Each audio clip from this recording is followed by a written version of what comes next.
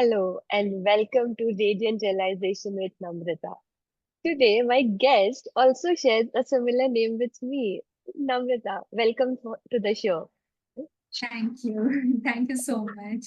It's my Nam- pleasure to. yeah, thank you.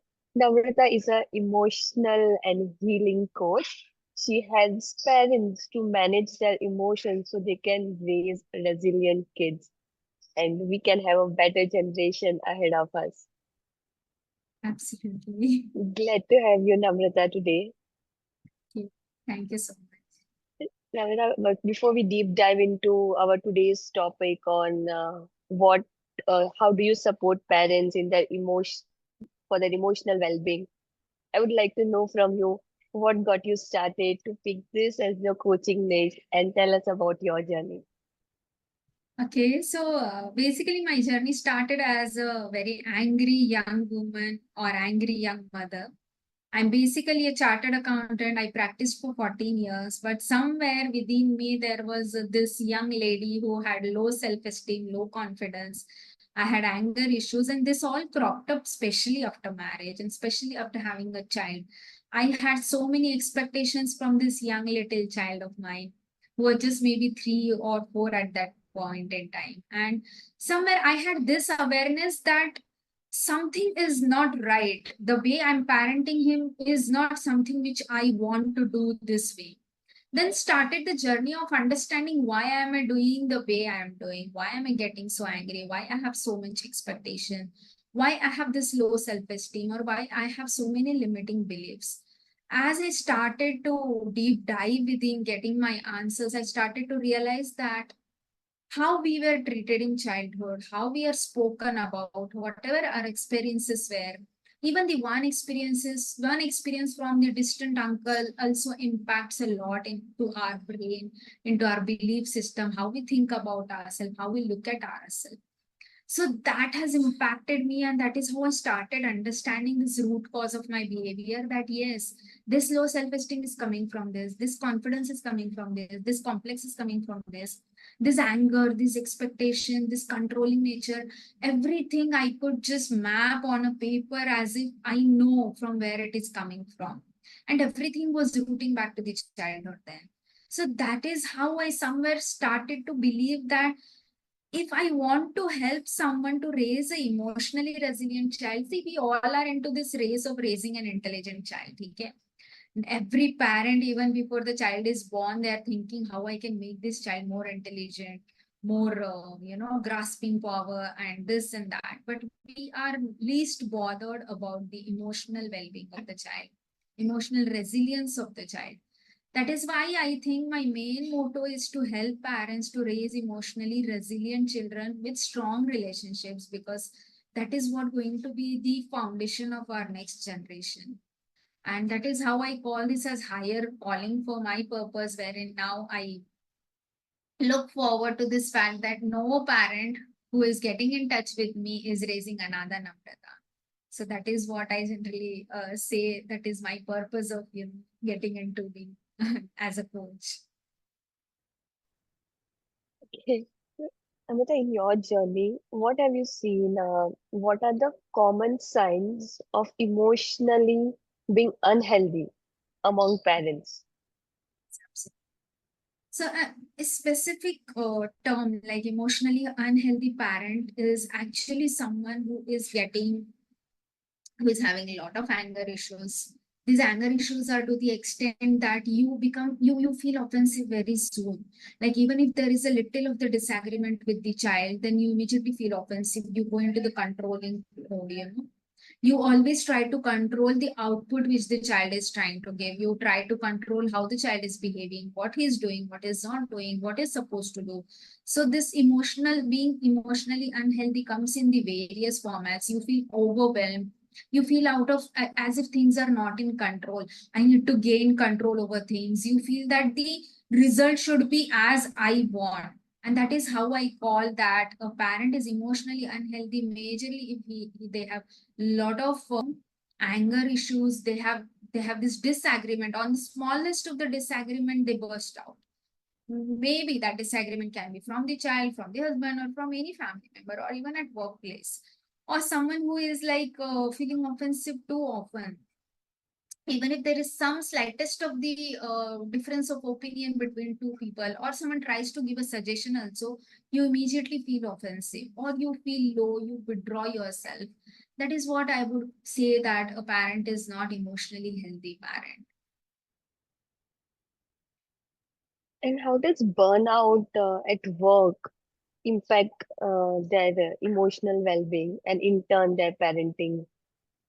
Yeah, absolutely. This is one of the biggest challenge which I would say the parents are going through. Not only mothers but fathers, and both of them. There is no difference which is left anymore, I guess.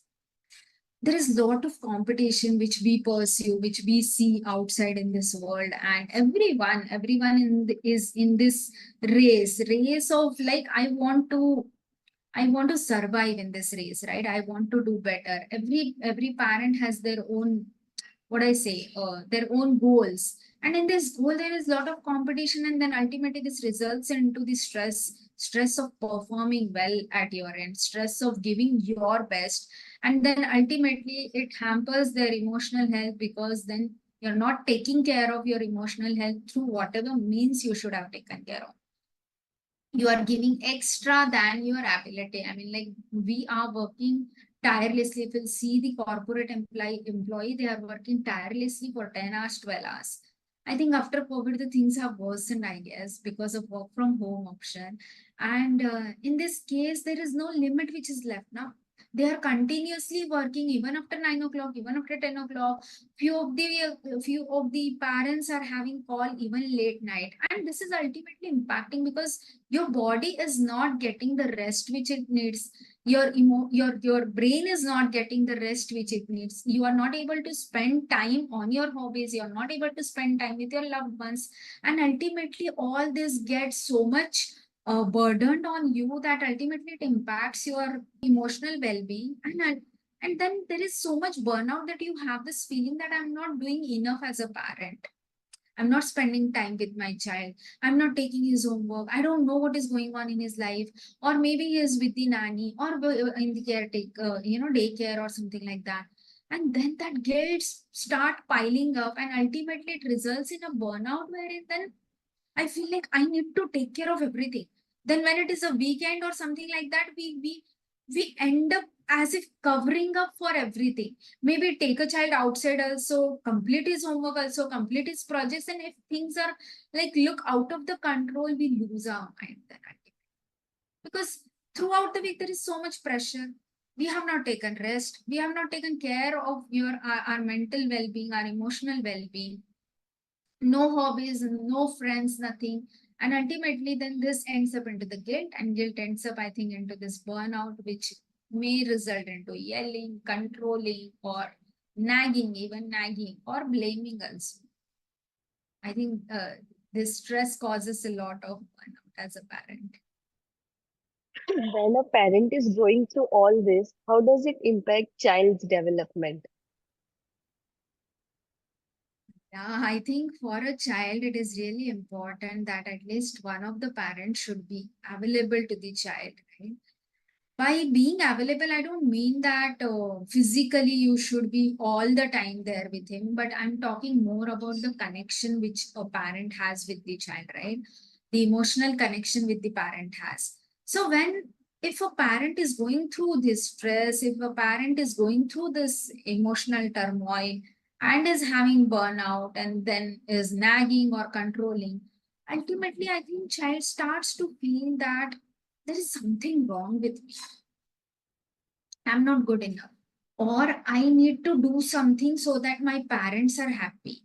Or maybe like I need to I need to be a parent of my parent. That is the worst case scenario that happens in most of the families. That when a parent is walking in from office, your child is like, मम्मा मैं आपके लिए पानी लाऊं, मम्मा आप थक गए होंगे ना, मम्मा आज ऑफिस में काम बहुत था क्या? So your child starts to act like a parent for you. This is kind of a coping mechanism which child is developing in order to make sure that don't now show me your tension here. I'll take care of everything. That is the worst thing that can happen, and that is the worst way how it can hamper a child. A child may become a parent pleaser and then ultimately a people pleaser. Child may think I'm not good enough, or few children may end up rebelling. They may become a rebellious child. Do whatever you want. You always just shout. What should I do? I'll be like this. I'll not listen to you. This is kind of a coping mechanism which a parent develops, sorry, a child develops out of the behavior of the parent. Normal parenting also comes with a lot of stress because there are additional responsibilities. We'll have to take that into consideration.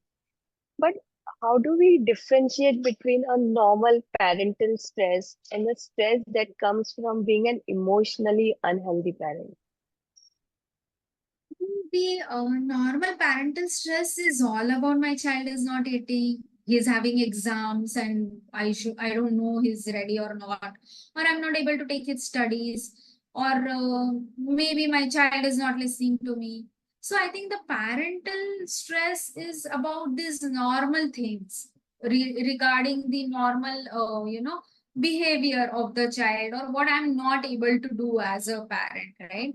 But then if you talk about the emotional distress or emotional stress, I would categorize it in the form of patterns. Like if a parent is having emotional stress, that gets resulted into no matter what is the behavior of the child, there is a pattern of behavior from the parent.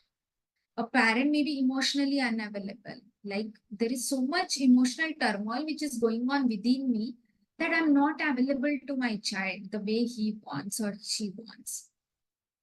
Anger issues, I told, or even the withdrawal of love, silent treatment. Like if my child is not listening to me, I will give a silent treatment. This is very common in our Indian society. I mean, like in Indian society, a mother would not speak to you for maybe a few hours or a few days, but she will not even speak like what she's feeling about and what she's going through, what she has not liked your behavior.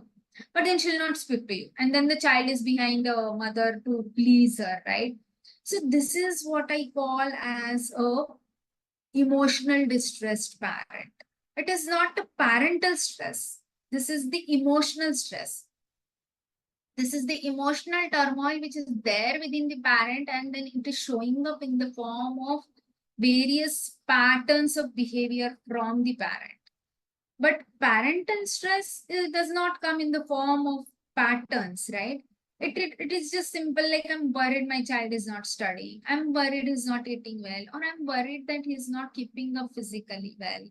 Or I don't know which classes to join. Or I'm not sure that if my child's growth is right or not. These are very simple parental stress. But this emotional stress are more deeper. They are into the patterns no matter what is the behavior of the child. Like few parent will keep on nagging a child no matter how he behaves.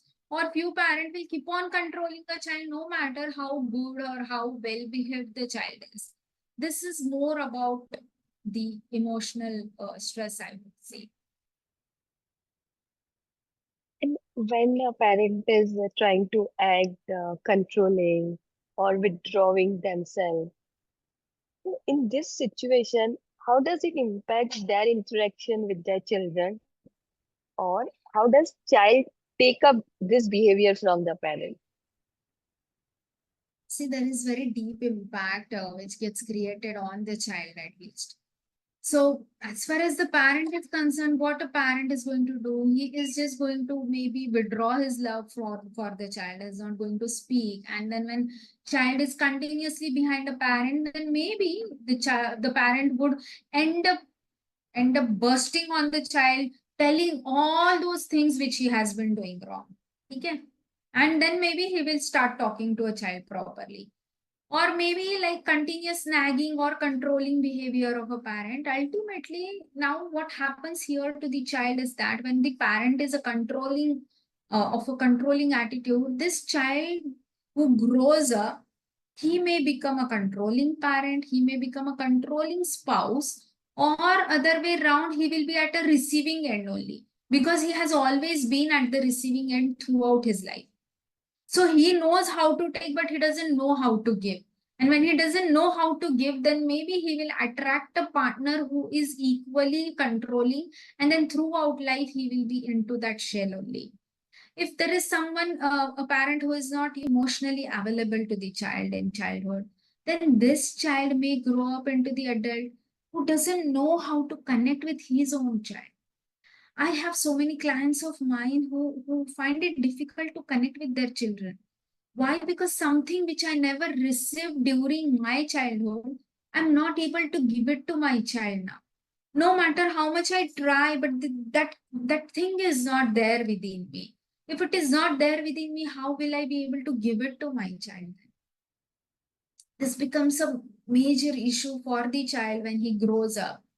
I think there is some other pattern wherein if the parent, both the parents in between have the rough relationship, or they are not they're not sharing a healthy relationship, this may result into the fact that child may not trust the relationship at such in future. He may end up being alone, or end up being single, or end up being not having many friends, or maybe he may always feel offensive if his partner says something against, because he has that attitude in mind. Okay, something negative, it means I need to fight, because that is what he has seen throughout his childhood. So this results in n number of, I think, I mean, like, I can keep on giving you examples of this, that it impacts in many different ways. What can parents do to manage their emotions so it does not negatively impact their children?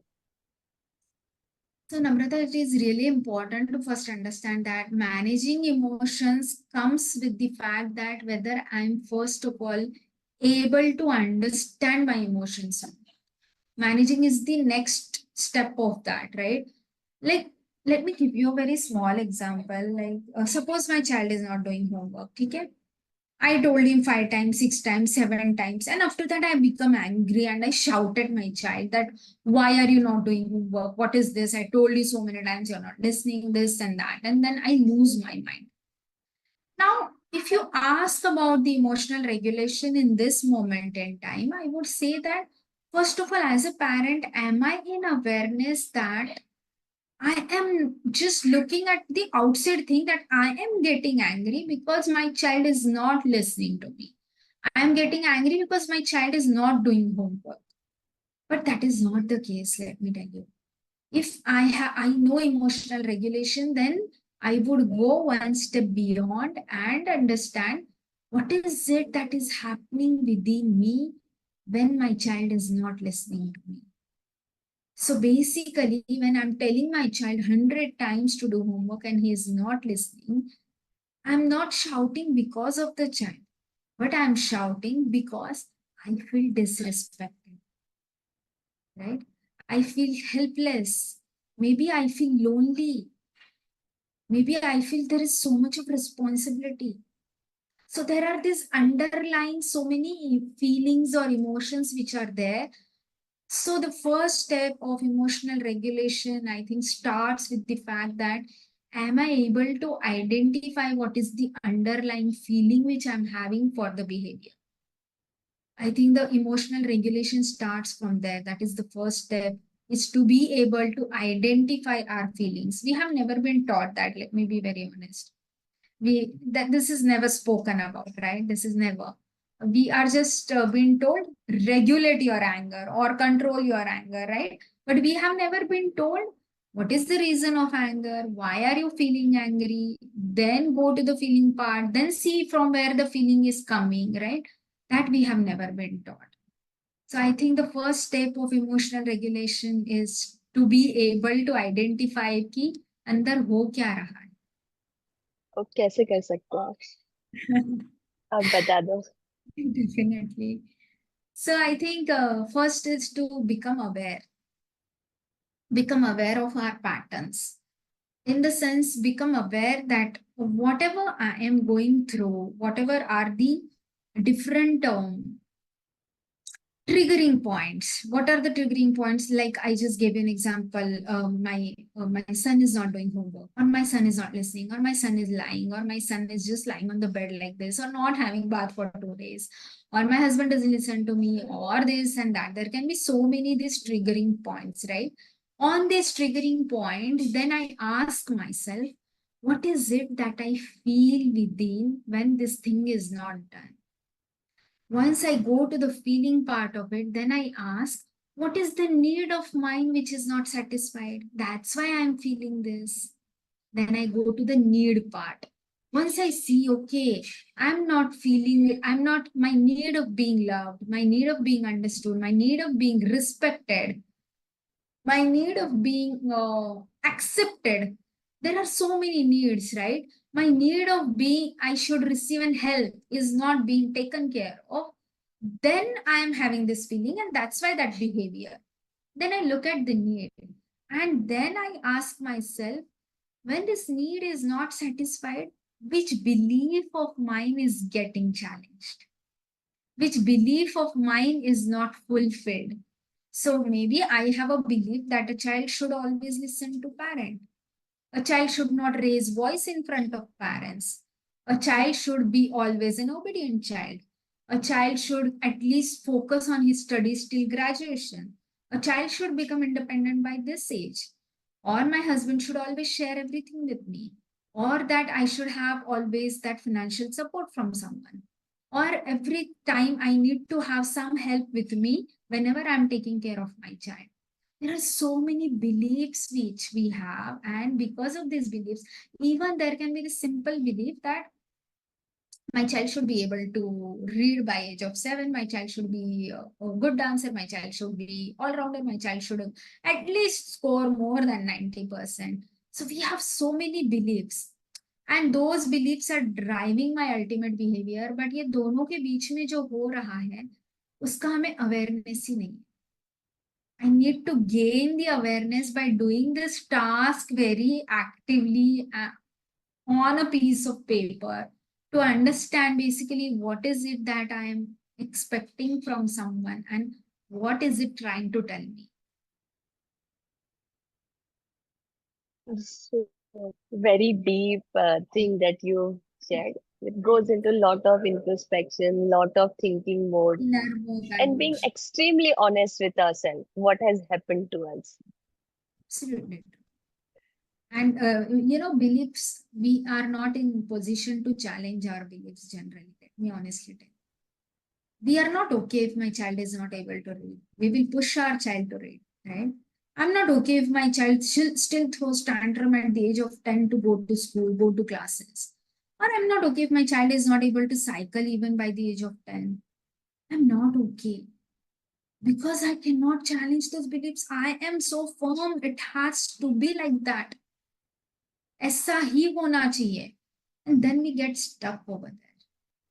And that's why this inner deep work is really important to have that peaceful and joyful parenting, I would say. Or rather to raise that child who is emotionally resilient. So, Namita, by the time an individual becomes parent, like 30s, almost, so in that age, what can parents do to change their belief? Because so many years have gone by. The beliefs are strong rooted. Unless they don't change, how can they give a better Yes, side to their better. children? Yes, absolutely. I think this is the need of an hour, I would definitely say, because the generation is changing. Our parents' generation was completely different than who we are today, right? They were raised in joint family. We are raised in nuclear families, and that is how our needs, our perceptions and beliefs are completely different. Now, if you're asking this question, I always believe that you should not be allowed to become a parent unless you have some prerequisite courses done. That is my belief. I mean, like it should be compulsory in hospitals that you can deliver a child only if you have done this. It is really important. We have not taken parenting seriously because yeah, you are putting your child from 8th standard to prepare for J triple J double E जो भी होता है. NEET exams, whatever exams, I don't know even the names of those exams. CA एक ही पता था. तो अगर हम बच्चे को 8th स्टैंडर्ड से रेडी कर रहे हैं कुछ 5 साल बाद का 6 साल बाद का अचीव करने के लिए, then how am I preparing myself to raise an another human being on this earth? Come on, that child is not coming on this earth just to fulfill your unmet needs. That child is not coming on earth to make you proud as a parent. That child is not coming here to prove himself how intelligent I am. I have this certification. I have this trophy. No, boss. He's not coming on this earth for that. Am I even allowing my child to be who he is? No. So I think it is really important for every person who is becoming a parent to first look within themselves that am I really capable to raise this next generation, even though a single child, because this single child is a part of this generation. And what needs to be done is to truly do this inner work, which I told you about, is to understand what are my beliefs, what are my patterns, what suits me, what doesn't suit me. If I'm ready to challenge these beliefs, how it is hampering me. If it is hampering me positively, why it is, if it is negatively, why? What is it am I flexible at? What is it which is negotiable for me, non-negotiable for me? And both parents have to be in sync with each other, having that wonderful bond so that they decide upon few things. Only Garbha Sanskar is more focusing on how to raise a healthy baby. Emotionally तो मुझे पता नहीं है, physically and intellectually तो बहुत अभिमन्यु चाहिए हमको, जिस जो पेट में से ही सब सीख के बाहर आ रहा है, right? But then I also need my child to be a person who is not affected by all the chaos outside in this world. I want my child to be calm from inside no matter what kind of environment is there outside. I want my child to enjoy this life joyfully no matter whether he is having job, whether he is not having job.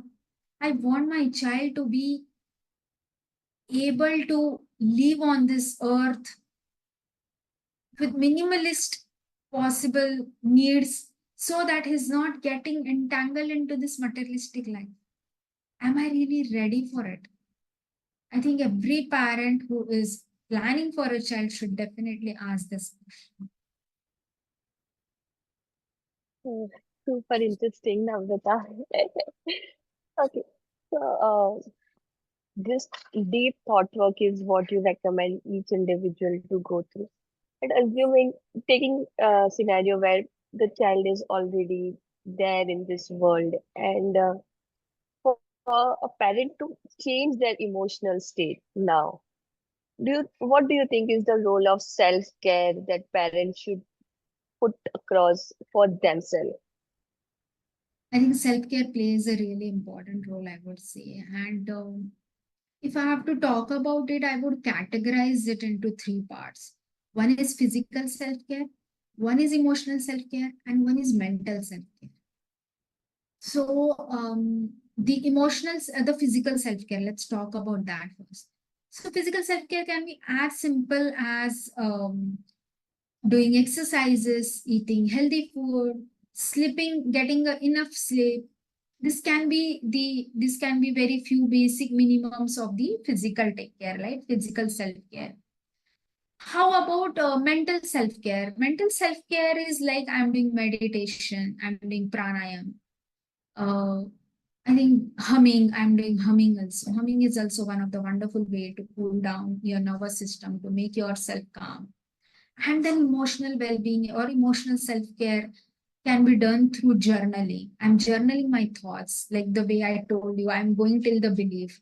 I'm journaling what is triggering me. I'm journaling how was my day, what are my expectations. Talking more about gratitude, expressing gratitude, looking at the greener picture of the, greener side of the picture rather, to see that there are so many things in my life that I'm in gratitude for, which is a very difficult thing for someone else. So then what, then if I'm in gratitude, then I automatically have this feeling of contentment. Affirmations. There are so many people who are right now helping with affirmations. goal setting, vision setting.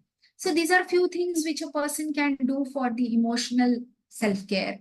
So I think if these three levels of self-care are taken care of, we have very narrow meaning of self-care. We think that if I'm just physically taking care of me, that is enough for me to operate sufficiently for next week or something like that.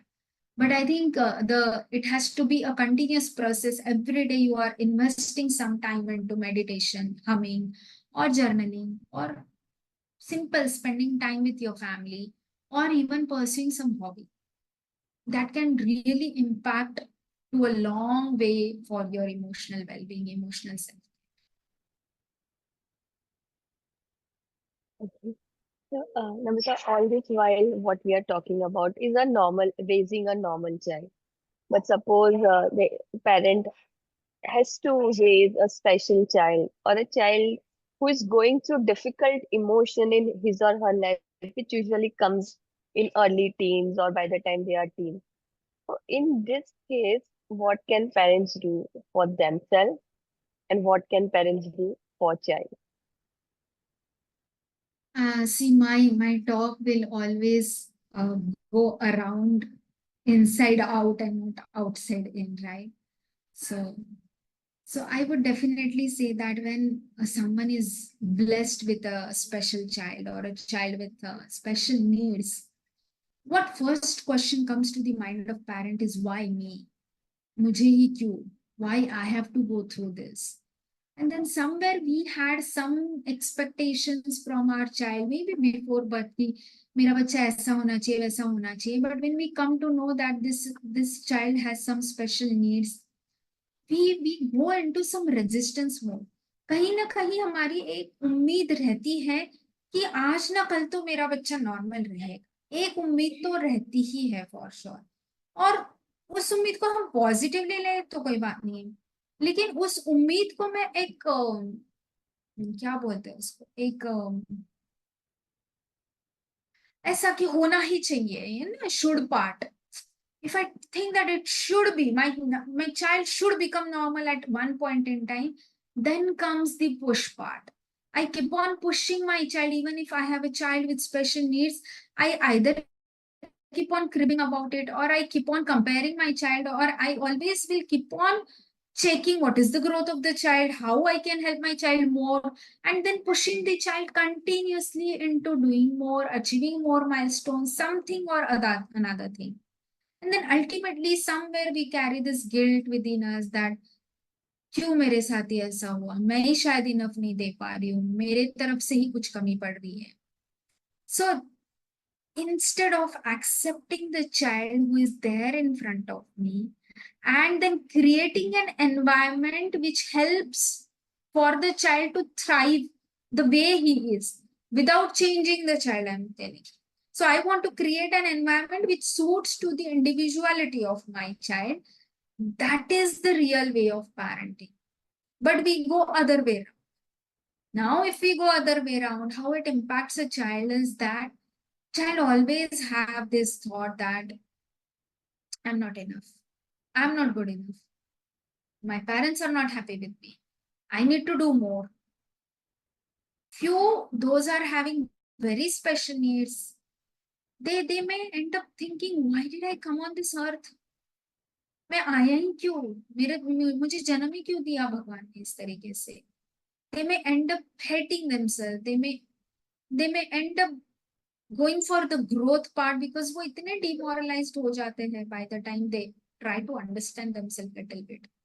It becomes really difficult for such people, such children to then become a normal human being. They always keep on seeing कि मुझ में कुछ कमी, and it impacts a long way into their entire functioning for the life, I guess.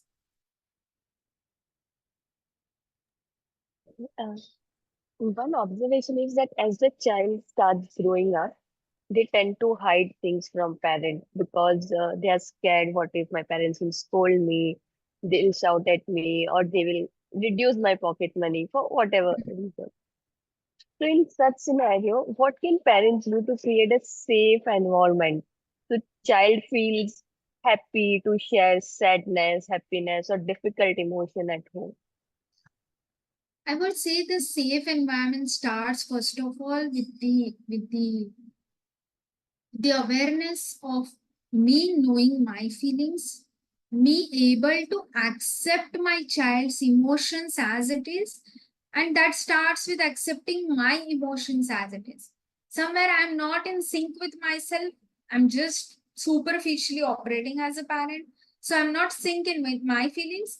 If I'm not syncing with my feelings, I'm not syncing in with my child's feelings, I'm not aware, I'm just looking at the superficial behavior of the child, and then I don't know. I'm not making any effort even to understand that why my child is lying to me, why my child is not studying, why my child is hiding things from me. We are not going into that part. Why my child is, going out with friends for so long period of time.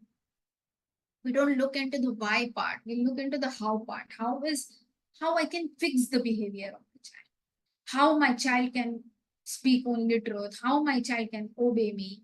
So when we speak about how, then it is just looking at the superficial behavior of the child. But if I try to understand why my child is doing that, then comes the creation of the safe environment for the child, wherein I am creating that platform for the child wherein he can come and speak to me about his emotions. But I need to empower my child first of all for that, right? When will a child speak about his feelings? Only when I have taken that responsibility for myself, right? Only when I'm showing my child how is it to take responsibility of your feelings, how to talk more about feelings, and then only that creation of safe environment is possible. Many times parents want to give everything to their children, right? Especially you see in mall, the child is crying and parent would give him ice cream, toys, drawing kit, whatever they want. But even after doing all this, you will see parent go into this guilt zone that, oh, because I was not able to give this to my child, he's not able, he's crying, or he's not able to score higher marks, or he's not good in extracurricular. In such scenario, what can parents do to manage their guilt? I think giving anything to the child, anything in plenty is not going to help. I guess it's called problem with plenty, right? So whatever, a lot of praises also, or a lot of gifts also, or a lot of dresses also, or whatever demand the child is having, if you're giving in to that demand, or if you are giving a lot of things to your child, somewhere you are first of all doing it as a coping mechanism. Let me tell you, every parent who is doing this is doing as a coping mechanism, because they're either not able to spend time enough time with the child, and in order to compensate that, then I'm doing this, or somewhere I want my child to become happy and think that having more things gives you happiness, because somewhere within me I have this money belief associated to this, right? It automatically projects on our behavior, on our beingness with the child, and then I keep on giving plenty. Now what happens is, as you rightly said, if my child is not then studying properly or listening to me, we go into this guilt mode कि इतना करने के बाद भी ये क्यों ऐसा कर रहा है. I think the major goal of parenting needs to be how I can create that connection with my child in abundance, in plenty, so that all these challenges fall in place well in time for me, and I'm able to deal with those challenges. Even though my child is not listening to me, my connection with the child is so strong that I am able to speak to my child heart to heart. I'm able to have that connection with my child and speak to him, but you're not listening to me. It's really making me feel sad. I feel fearful. I'm scared about it. Can you just share more about it? Why are you doing this? Then child will say this, that, Mama, you did this, Mama, you did that. I understand, beta. Sorry, I was stressed. That's why I did it. But then how do you want it to handle? I was also expecting you to do this. So this kind of conversations will happen only when I have that connection with the child. But now look at the other aspect. If I'm giving plenty of things to my child and my child is not listening, my first sentence with the child is going to start. तुम्हें कितना भी provide करो यार, तुम क्यों नहीं सुनते हो मेरी? कल तो इतने खिलौने लाके दिए, फिर भी तुम्हें मम्मी की कदर ही नहीं है बिल्कुल भी. Why are you not listening to me? This will be the first sentence. Then what child is going to do? तो मैंने थोड़ी बोला था खिलौने लाके देने के लिए. Don't do it. Don't give it to me. But I'm not going to do this. I don't want to do homework or whatever it is. Or whatever answer the child is going to give, it is not leading to the solution. It is complexing the matter more, right? So I would always say that if a parenting happens out of connection, everything will fall in place. What practices parents can implement so they are able to raise healthy children, Okay. which are I easy to implement on day-to-day basis? It will be really helpful if you share it. I think the first thing can be a healthy talk on your dining table. Is the first way how you can start with the building that connection with the child. So those talks can be around like, my day was really tough. I had these challenges at workplace. I really felt this way. How was your day? What did you do? Was it good or was it bad? Or did you fight or whatever? So I'm also telling about my weaknesses. I'm talking about the challenges which I'm going through, so that my child is aware that I have this space to talk about my challenges, what I'm going through. Many times a child is going through bullying in school, but is not able to talk at home because he doesn't know how should I put it forward. Are the tough emotions really needs to be spoken about? So I need to create that environment wherein I'm telling my child it is okay to have those tough emotions, and then also create that example for the child wherein you are telling how am I dealing with my tough emotions. That is the one thing you can do. The second thing is, I would suggest, like, as a family together you can have affirmations or gratitude book in place, wherein before sleeping you're sitting together as a family in your bedroom and writing down gratitude, right? So that creates a wonderful environment at home wherein a child's gratitude can be different, a mother's gratitude can be different, fathers can be different. And then when we are reading to each other, it creates a wonderful vibe altogether for the family. And one more thing which you can do is like have those stick on chits रहते हैं ना, जो stick करने के chits रहते हैं. Just have different chits, different colored chits for different members of the family. Yeah, like suppose the red is for mother, pink is for father, or blue is for child. You have two children, so white is for another child. So I'll pick up maybe red. I'm the child. I'll pick up red for mother and I'll write one good thing about mother during the day I observed. A child may pick up pink color for the sibling. A father may pick up something like ऐसा हम कर सकते, तो पता नहीं है लिखा किसने है. अब obviously handwriting पता है, but still it's like कि पता नहीं है लिखा किसने है. But this is such a wonderful thing you slip with, कि हाँ ऐसा कुछ कर रहे हैं, तो the connection between the family grows. I think, and again, spending quality time on weekends, I think more than watching movies or watching, going out in the malls, if we spend this time qualitatively about talking to each other, having those deep conversations, or maybe watching movies at home and wonderfully enjoying those times together. So I think these are few things which we can definitely do to enhance that bond with the child. Uh, One thing that is usually experienced is when an individual takes upon himself or herself that I want to become a better person. So that phase goes on for few weeks or few months. Like if a parent is deciding that, okay, let me be emotionally more resilient so I can demonstrate a good behavior to my children. That may go on for few weeks, months.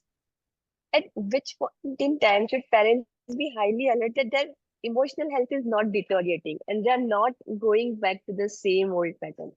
Because there is highly likely, because this is an acquired behavior, you might tend to fall back to your original behavior where you, if you are not self-aware, it would again have negative repercussions on children. So how can parents stay vigilant that the behavior is spiraling back to unhealthy tendencies? I think one of the way how you can be vigilant is to continuously keep working on yourself. Let me honestly tell you, Namrata, this journey is a never-ending journey. ठीक है ना? We human beings are monkeys. We love to go back to the our safe space. We love to go back to our comfort zones. And if you have evolved yourself over a period of time, then there is always a chance that you will go back to the old track again if you are not practicing whatever meditation or journaling or being aware or talking to yourself, understanding emotions and all. अगर ये सब नहीं हो रहा है तो you will definitely bounce back. So one thing, to be vigilant, you should be aware कि अब मेरा गुस्सा बढ़ रहा है, अब मेरी चिड़चिड़ हो रही है, या फिर I'm shouting a lot at my child, or I'm always frustrated, agitated, or I'm not in agreement with what is going on around me, or I'm having, sometimes even our body is giving us symptoms, like our body is telling us that you are having this fatigue, or there is some anxiety within us, or there is some discomfort in body somewhere. It can be a chest pain, or it can be like, increased breathlessness, increase in the heartbeats, or few times just like fainting somewhere. So our body is also telling that somewhere every emotion is impacting our body, right? So our body is also telling us that something is not right. I think it is really important to have that awareness to look at for these cues which the body mind is giving you, to be vigilant. Okay, this is really amazing. Okay, one question which I would really like to know from you is, parenting is a journey that goes on for a few years. Once the kids are adult, they would go back in their own world. But in during this journey, what can a mother do to have a healthy relationship with father of a child? So while the child is growing up, he or she is looking at a healthy couple, and they also build good perspective about relationship. So how can couple manage their relationship is what I would like to know from you. I think this is the crux of parenting, that every child deserves to have happy parents, right? Every child deserves to have those parents who are loving each other wonderfully. So I think that having that wonderful bond between the parent is really important to have a beautiful parenting journey. And each one of them taking care of their own emotional needs will ultimately make up a good match. मतलब तुम मेरे रखो नहीं, मैं मेरा रखूं, फिर हम दोनों देखें कि हमारे नीड्स क्या है. But you cannot look at your husband, your wife as a parent. Ulti- बहुत सारे केसेस में अल्टीमेटली यही होता है कि we are looking at our partner as our parent, and ultimately फिर वो नीड सेटिस्फाई नहीं होती है तो झगड़ा हो जाता है. If we are able to satisfy our own needs of emotional availability, or I'm able to understand my triggers, then somewhere I am opening up that non-judgmental space to have that conversation with my partner. So that non-judgmental space can be created only when I'm in sync with my emotions. So I think this self care की जो हमने बात की है, वो self care अगर दोनों parents कर रहे हैं, तो then there is a high chance that this couple can have wonderful relations with each Hey, Naila, thank you so much for coming and sharing all this insight. other. Thank you, dear. You Thank you. brought in a fresh perspective towards parenting and towards emotion and how parental emotion gets transferred to children. Thank you for sharing all your research, your client experience, and all the insight with me and my guests today. Thank you, dear. I hope it helps anyone who is listening to this podcast. Yeah. Thank you so much, dear.